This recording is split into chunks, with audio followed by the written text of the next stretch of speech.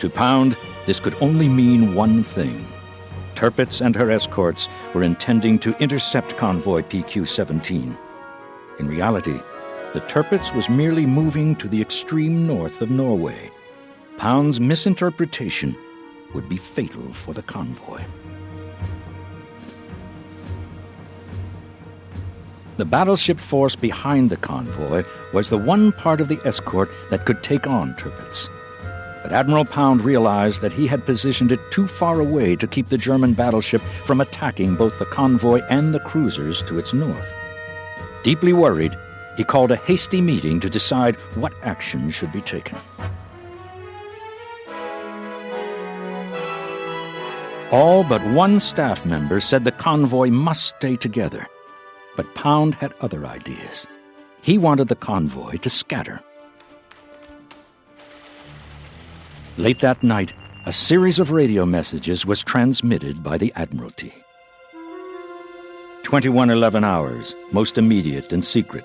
Cruiser force to withdraw westward at high speed.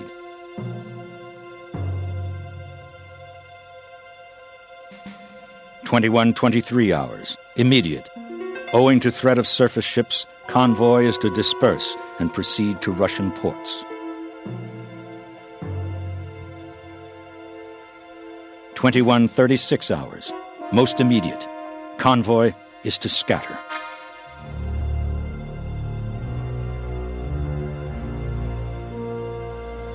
The convoy commodore and the commander of the close escort were aghast, but there was nothing they could do.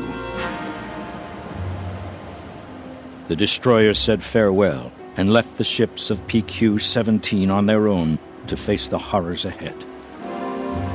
The escort commander's last signal to the convoy read, "Sorry to leave you like this.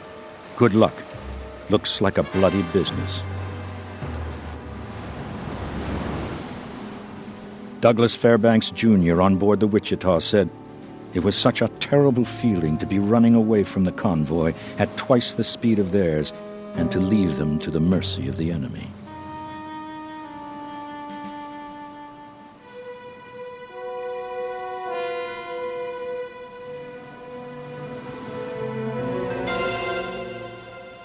Admiral Pound believed that the merchant ships had a better chance of reaching Russia individually. If they remained together, they gave the Germans a huge target.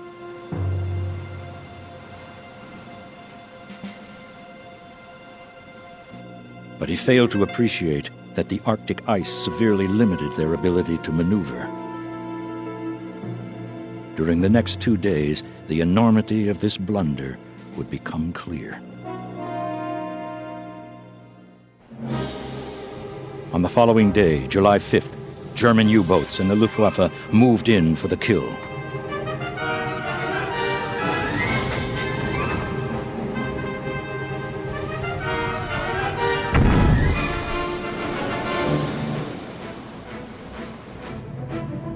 By the end of the day, 12 convoy ships were sent to their graves. 2 more merchant ships sank the next day, and 4 more on July 7th.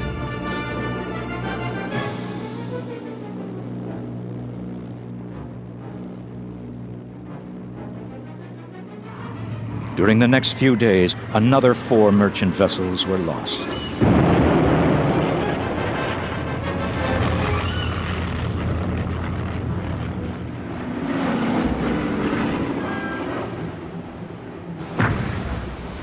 Eventually, only 11 of the 35 ships that had left Iceland made it to Russia.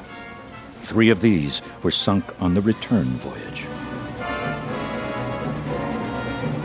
PQ-17 was a disaster and the biggest German victory against an Allied convoy. The reverberations were quickly felt. Churchill condemned the decision to abandon the convoy and decreed this would never happen again. U.S. Navy Commander-in-Chief Admiral Ernest King was so angry he did not want U.S. and British warships to operate together in the North Atlantic. The Russians accused the Western Allies of lying about the losses suffered by PQ-17. They objected strongly, when the next convoy was delayed until autumn. No less than 53 warships were deployed to protect PQ-18.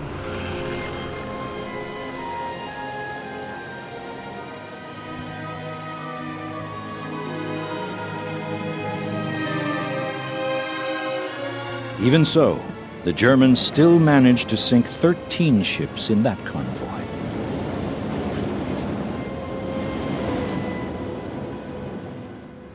Russian convoys were now suspended until the end of 1942.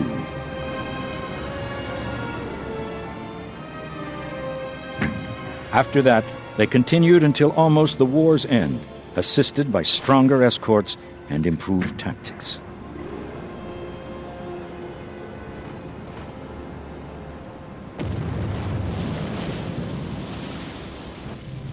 Never again would they suffer like PQ-17. Admiral Pound, who initiated the blunders that destroyed Convoy PQ-17, died of a brain tumor in October 1943. As for the Tirpitz, which generated such fear among the British and triggered the blunders, she never did engage Allied warships in the northern seas. She was subjected to numerous air attacks.